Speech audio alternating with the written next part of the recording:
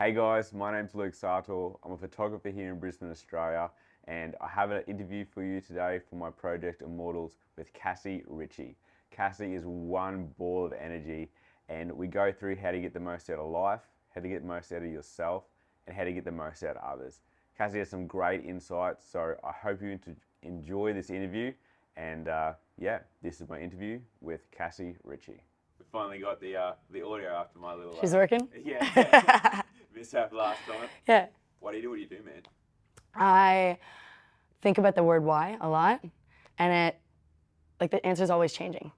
Just like most women, my mood's always changing, my answer's always changing, but it always comes back to the same thing, like, why not? Like, why wouldn't I? Why wouldn't you try to be everything that you can be? Like, there's a reason that I do what I do in my everyday, and then there's a reason why I approach the people that I work with in the way that I do. And yeah, it all comes back to why not? Because I could just go and live life mediocrely, or mediocrely? Did I just make that up? I really, yeah. I have this like saying to my clients where I'm not in the business of making fit bodies. I'm in the business of putting death to mediocrity. I don't want you to feel mediocre, whether it's in the way that you look, in the way that you feel, in the way that you hold yourself, in the way that you have a conversation, in the way that you express your opinions. Like, our bodies are a vehicle of expression.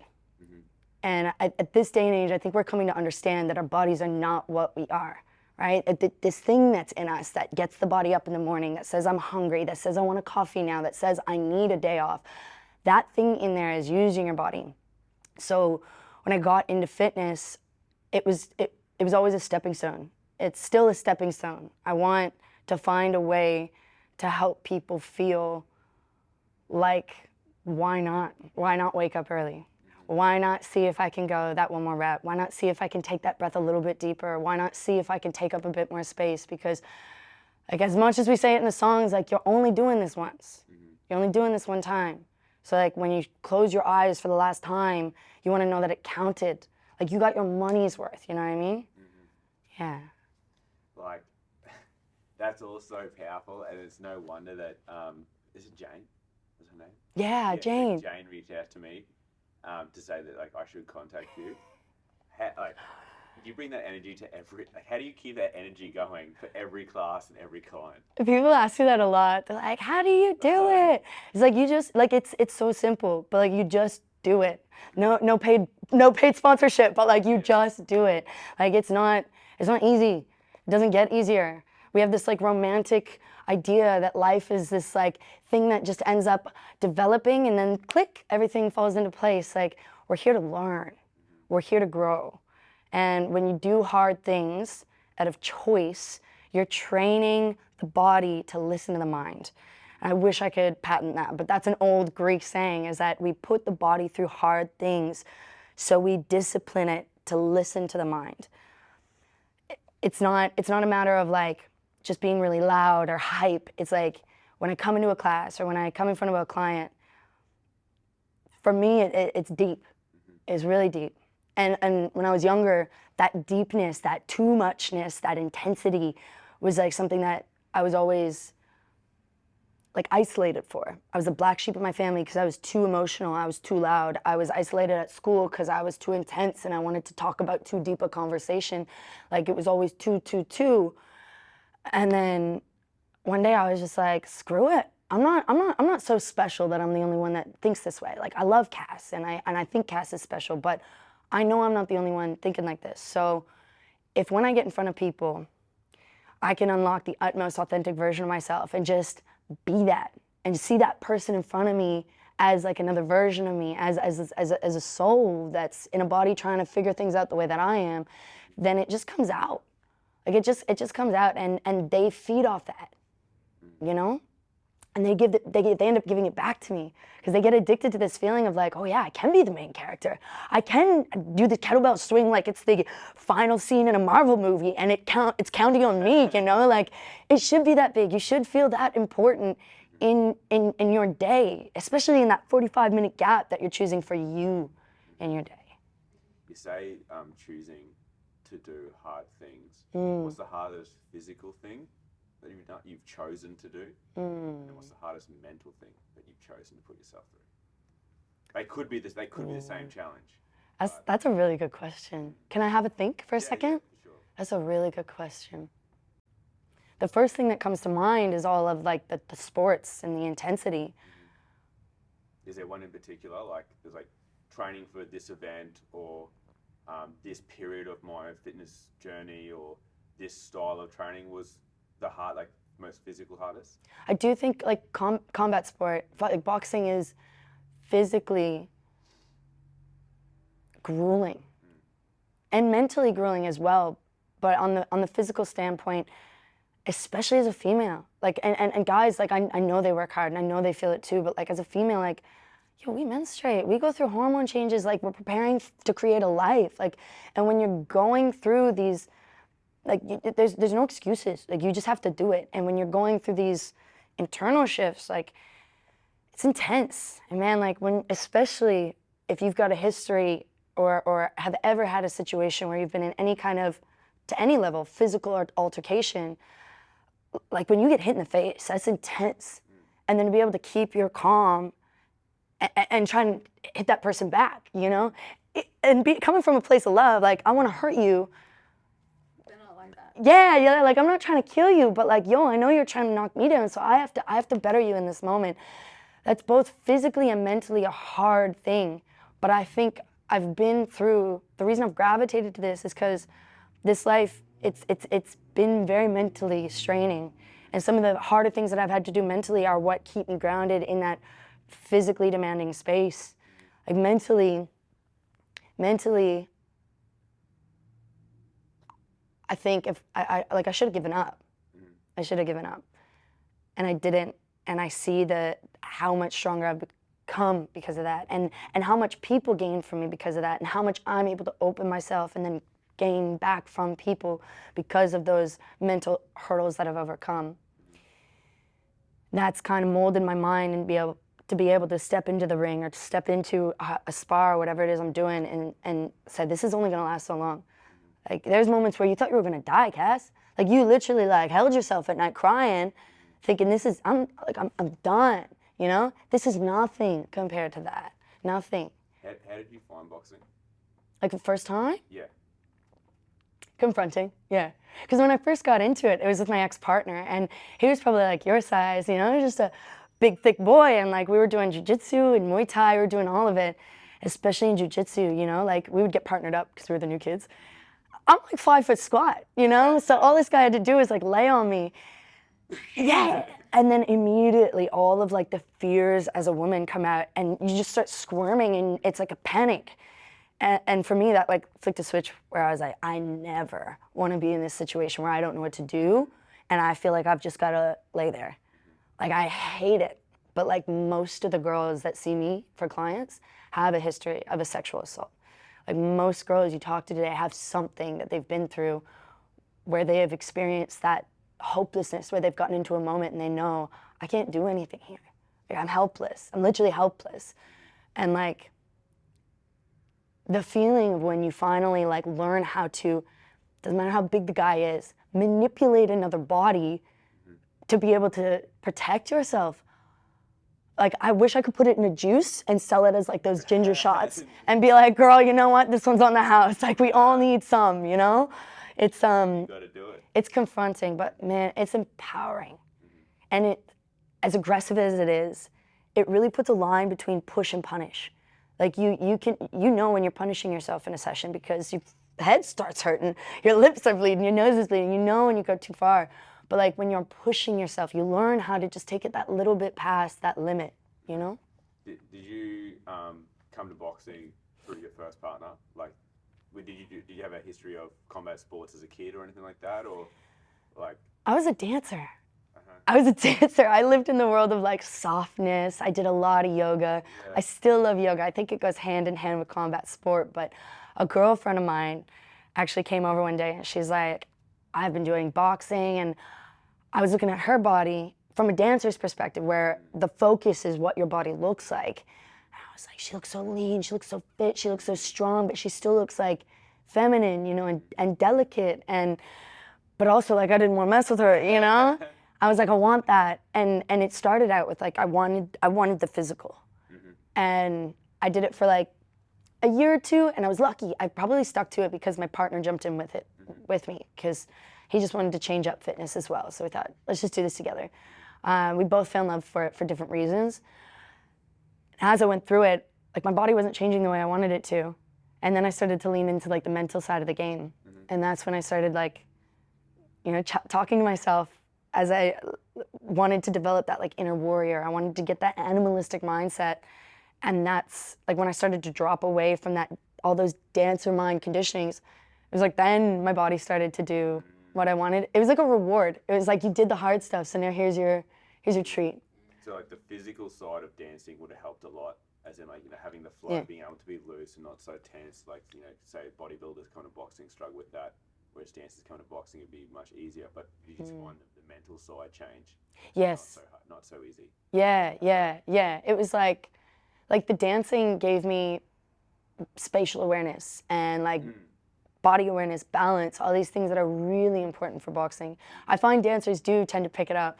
The thing that I think you got to separate from is like in dancing, there's such, I never want to like bag on dancing because I still love dancing and I dance all the time. I think it helps with the rhythm in here, but that world of being perfect is too restricting. And in boxing, it's like, yeah, you got to finesse your technique and yeah, you got to finesse your footwork. But then there's that element of like flow state. Again, like that is in dancing. But I don't know, it's just like, you kind of have to let it get a bit messy.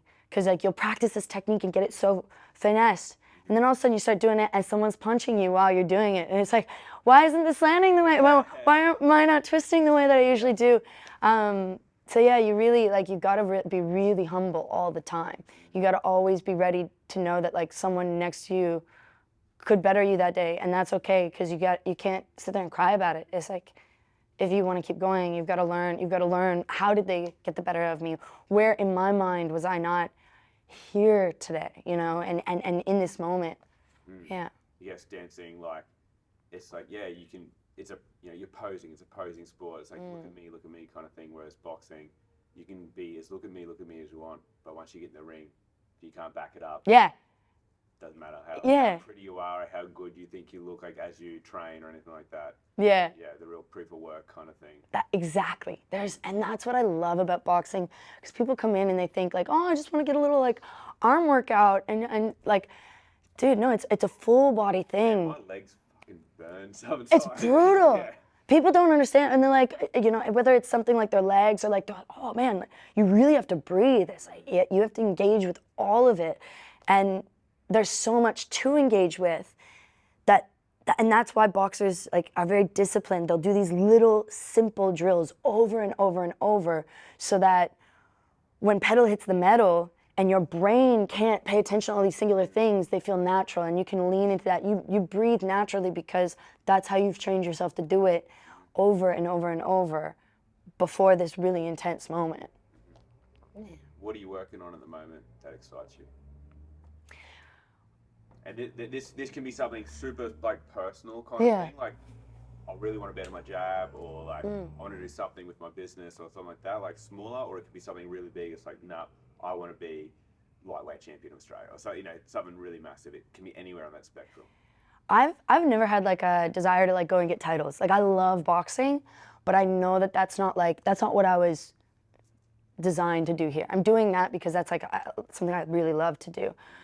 But at the moment, I'm learning about Ayurvedic medicine. So it's like ancient Indian medicine, kind of like the way they have ancient Chinese medicines. This is like the root of healing in yoga. I've always had this little like dream of Cassie being like 100 years old and living in this like commune type thing. And I'm like this long gray-haired sage that just leads the kids to the clean water in the woods. And that's genuinely, that's like my long-term goal. Which, yes. But it's like, I didn't know how to get there, so I was like, okay, what's the first step? It's like bodies. Okay, everybody wants to get fit. All right, that's where I'll start. That'll get me income, that'll get me in the real world, that'll give me the stepping stones to get there. So while I love fitness and I love working hard and I love boxing and all this stuff, like ultimately I want to know the answers that put science and spirituality together, where people can use meditation and movement as their medicine. Especially getting sick recently, like after this pandemic, yes, I want to help people get really healthy, because I think that's a big part of what's kept me healthy through this, is like physically keeping yourself clean and clear and strong. But there's other elements too, you know. Our medical system, in my opinion, is not as reliable as what we once thought it was. You know, I got sick recently, and I work with bodies every day. I work with wellness and health every day. I went to 3 doctors in one day, and they gave me 3 different antibiotics. I'm not a gut guru, but I know that antibiotics ruin your gut. And all 3 of them told me, I don't think these are gonna help, but here's these just in case, because I don't know what's wrong with you. Yeah. You know? That's a whole like other rabbit hole we could go down, how corrupted and Exactly. the bureaucracy of friggin' the medical system, but let's not go there. I know, exactly. It is a rabbit hole, but that kind of going into that rabbit hole, being sick and just being in that rabbit hole in my head, it was like, okay, you see the problem, Cass, but what's the solution? Like, so what's it called? What's the Indian thing called? Ayurveda. Right. A-Y-U-R. What's like the principles of that healing? Like, it's like eating natural stuff, or it's like the whole? It's the whole shebang. Okay. So in yoga, in India, yoga is a system. It's not just stretching. The asanas are one of the 8 limbs. You know, there's a story, and yoga is all about its stories, but there's a story that when people still lived in a state of magic, you know, when the gods walked among us, when we accepted that we were more than just physical, the gods basically sat down and were like, they're gonna screw this up. Humans are gonna forget. We need to create a system that they can follow step by step that will essentially help them come back home, to bring us from gross to subtle. And in that world, in the culture of yoga, there's these 4 books that are basically the holy grails, the 4 Vedas. And one of those Vedas, Veda translates to knowledge and truth.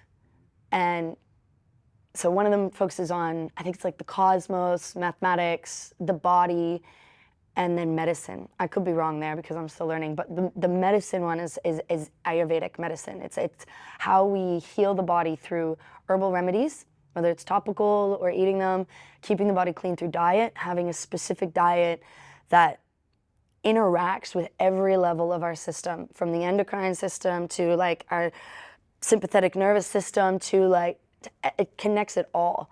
It even goes so deep as touching on this system called our nadis. The nadis are like smaller than veins. There's 72,000 of them that run through our body. How do we, you know, how do we use that knowledge that these systems run through us? An Ayurvedic doctor would give you your medicine, this like herbal remedy, but then they're also going to give you a breathing technique. They're also going to give you a mantra. They're also going to give you certain yogic poses to be doing that are going to help flush your system out in the way that whatever your symptoms are asking for or needs. Mm-hmm. What's something, like one thing in particular that stands out in your mind that you've learned from this so far that you're like, wow? I, last year, experienced my first ovarian cyst. Mm-hmm. How crazy is it? I got to 28 years old and didn't know what an ovarian cyst was. As a woman, a 28-year-old woman, did not know that this could happen until I had one the size of a golf ball in my ovary and it ruptured. It ruptured, I had no idea what was happening. I've just, out of nowhere. Literally, bro, literally. And like boxing all the time, I have a high pain tolerance. Yeah. I get punched in the face, I go, you're good. Like, you know, like that's the reaction. And this like doubled me down on the floor in that like silent scream, like a mom who just lost her child. Like I was broken. I was like, what is happening? And it didn't go away for like 2 hours. I could not go to the hospital because I couldn't move. And I was home alone. I was like, what's happening? It subsided. I assumed it was just like a really intense cramp. And then we went to the doctors and they've basically said, yep, you've got the cyst. It's ruptured, so it's bleeding into your system. We need to do surgery. I've never had surgery. And surgery scares me. because they also had said right away in the same breath, you need surgery. But also, when we open you up, this is gonna basically expose you to potential further risk. So ultimately, you might lose that ovary. I'm not certain whether I want to have kids, but like I think I do. And if I do, I don't want to have to go through trauma in trying to create this thing that's supposed to be joyful. So I went to my yoga teacher. I said, what do I do? Beautiful man. His name is Sid. He's taught me everything. I'm one of the oldest schools in India. He has taught me everything for free. He doesn't charge me for anything. I met him in a park one day. This is like the most ultimate yoga story. I met him on a mountain. He was healing someone. And like... I was actually teaching yoga to some friends during COVID, and he just kind of stopped and watched, and he approached me after. He said, "Can I get your card? I'd love to do one of your classes." And I was like, I don't know. I just do yoga from what my own learnings have been, and then I share it with my friends. But I don't claim to be a yoga teacher. I don't know that much. He was like, really? He's like, because I actually teach yoga teachers, and I see that you want to teach, and I see that you want to learn, and I see that you have a passion. I would love to share my knowledge with you. And that's just been a game changer. So when I went to him, I really had trust that he was going to know at least a direction I could go in right away. He was like, yep, do this breathing technique every morning for 6 minutes before the sun comes up. So I was like, okay, I already get up early. What's getting up 6 minutes more and doing this breathing technique? Why not? So talked to my doctor again. She said, you probably have about like 3-4 weeks before it starts getting really risky. If it starts to hurt again, you need to come right back and we need to go into emergency surgery. I stuck to this thing, was disciplined about it. I knew exactly why I was doing it. Go back to the doctor 3 weeks later, just under 3 weeks. I was in the full 3 weeks. And she goes, where'd it go? Surgery that was gonna cost me $10,000 as a foreigner in this country, or breathing, or 6 minutes. It's crazy how much like, and it all sounds so like airy-fairy, or like, oh, just go and do some breathing, or like just go and start eating some more vegetables, or like spend some more time outside and touch some grass. Like it sounds lame, or like how is that going to heal me? But really, it's all these other stuff that they push into our body. Like we need to cut you open. It's like that's only like you're in a car accident, like yeah, you might do that kind of thing. Yeah. All this other stuff, there's so much natural things we can do to our bodies that they just don't teach the medical professionals. Yeah, or even just like your everyday person. Yeah, that's it. Breathing is literally free. It's literally free, and it's effortless. You can sit in your bed and do it. You know, it's like, how many people do you know that are on anxiety medications? Yeah.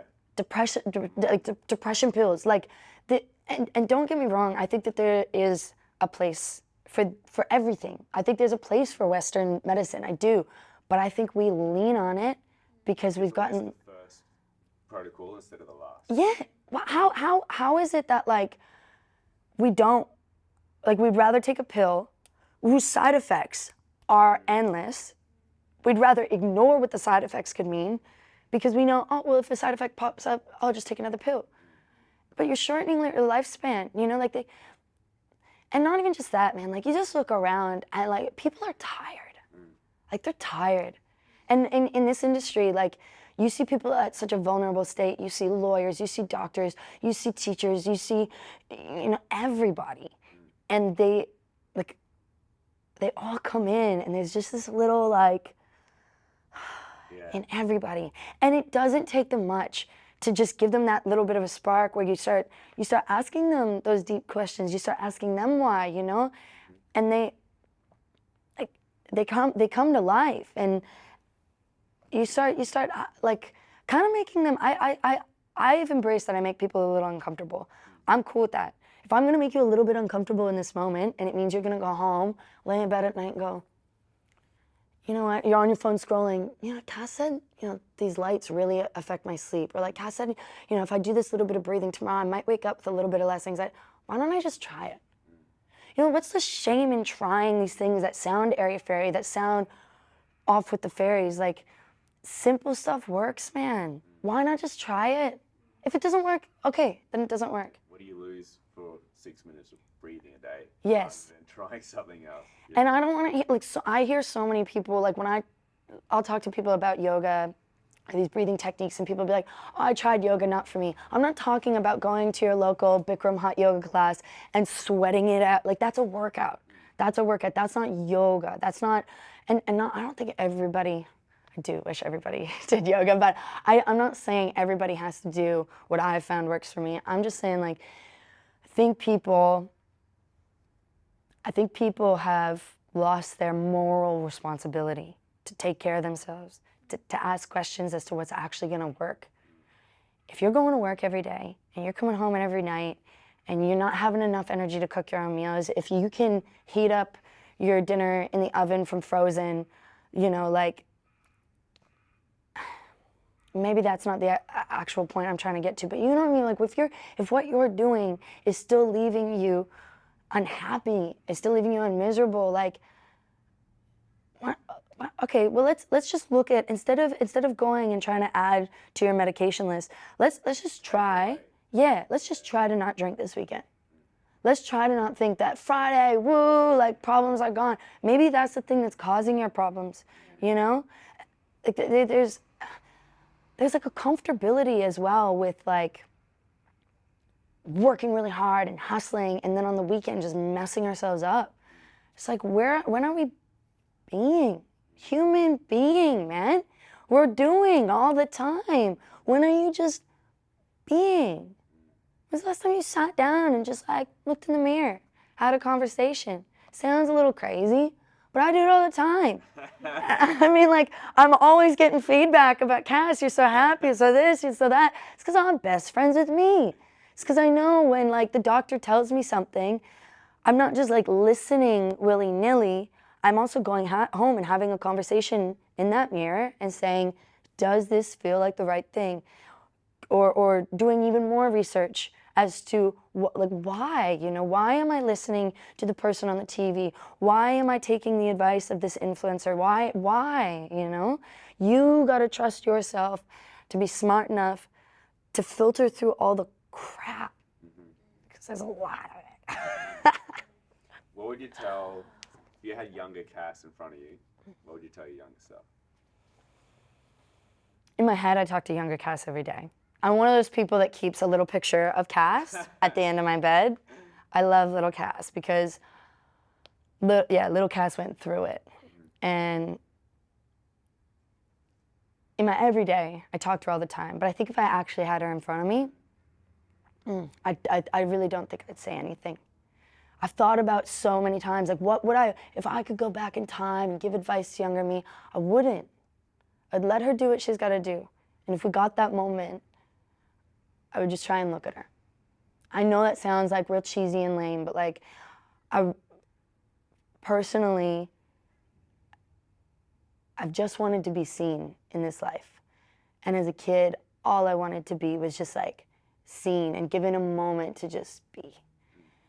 And I really think, like, all this hard work, all the hard days, all the late bills, all of, like, the overtime hours that didn't get paid for, like, it's all built a version of myself that I think if she saw me and knew that's what she gets to be, like, I really think she'd be so proud. So I think if I just looked at her and maybe even give her a hug if that's what she wanted, I feel like that'd be enough. Because if I say anything, it might change it, and I don't want to change any of it because it's been a wild ride. I could write 10 books about it. And it's not on the surface, because what's on the surface is what I have worked for. But everything that I've stripped away, everything that I have healed, that she's experienced, like, I just want to be like, check it out, girl. You know, like, this, you know, that's all I'd do, you know. That's probably the best answer I've had. Oh. Like, everyone, and this is not to detract from everyone else's, because everyone No, has never, that never. kind of thing. But, like, the whole not say anything because then you wouldn't be, it could set you on a different path and you wouldn't be the person you are today. Yeah. If you didn't just let it happen. Yeah. So, like, I dig that. That's really cool.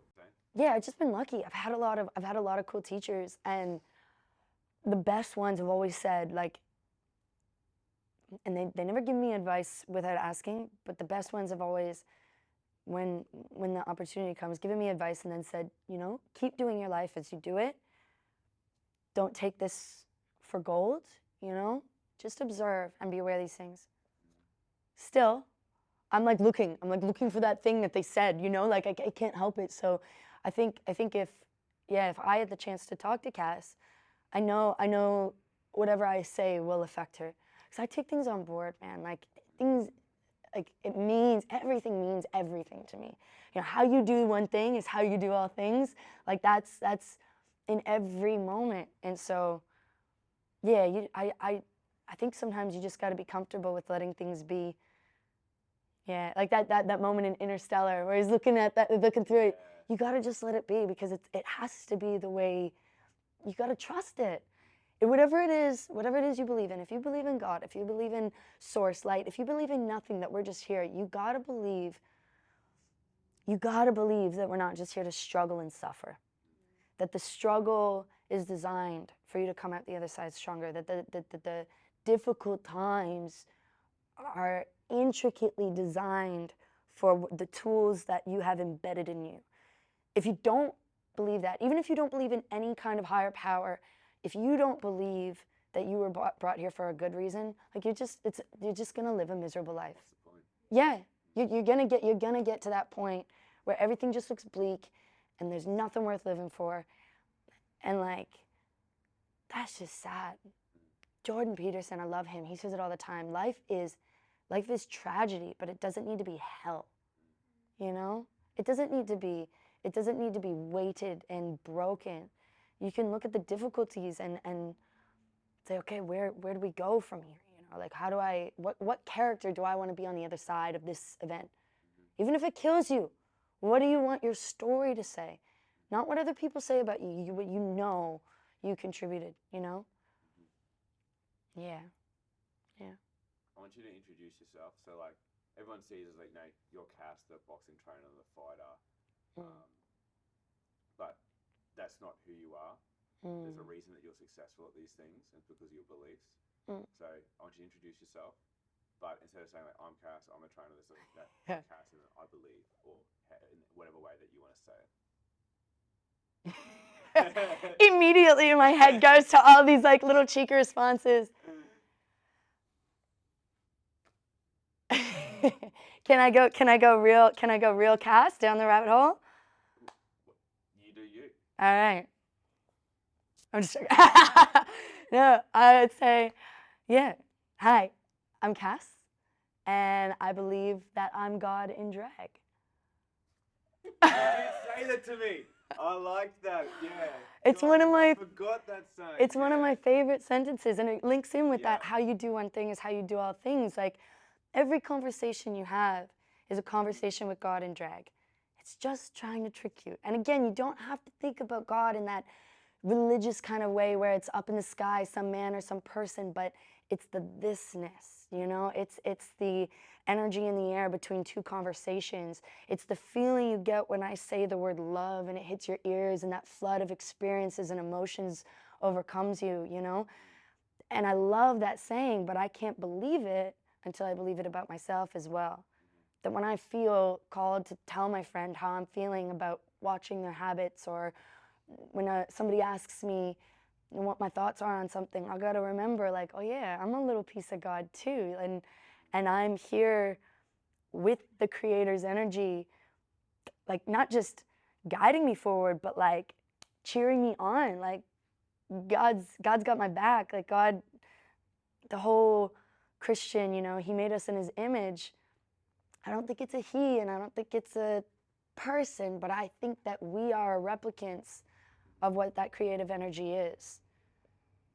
Man. I like that. Yeah? It's mostly Ram Dass. I can't take the credit for that. He's is a beautiful man. Yes, I think, if I think about like who is Cassie? Yeah, like, I'm God. I'm Him. Yeah. Man, that was excellent. Is that all right? Yeah. Cool. Thanks so much for your time. Dude, this is rad. That was awesome. This is rad. Thank you so much for opening up for being the catalyst. Cause I watch all your videos that you're posting and like. Hope you guys enjoyed that. Make sure you give Cassie a follow And if you know someone that will get value out of this interview, please just do me a favor and send it out into the world. And hopefully we get someone to change their life or to change someone else's life. I'll see you guys on the next one. Cheers.